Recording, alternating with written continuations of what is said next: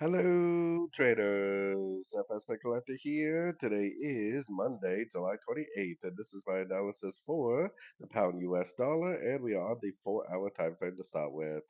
So the pound dollar is pushing down pretty hard over the last few days, but we are sitting at this 78% Fibonacci retracement.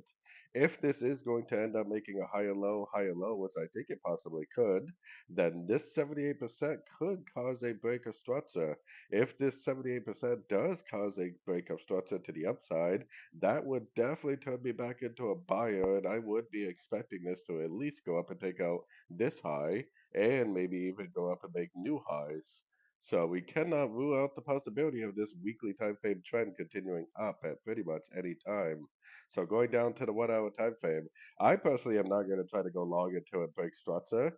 So I mean, it could doesn't have to break structure there. It could just bounce it a little bit and then just keep on going down. But if it does break structure, that would turn me back into a buyer, and then I would observe to see if it goes all the way back up to take out these highs.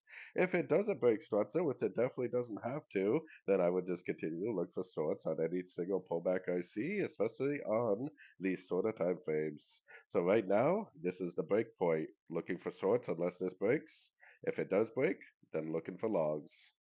So anyways, don't forget to check out my free or check out my website, that is fxpipcollector.com. And as always, thank you for watching and happy trading.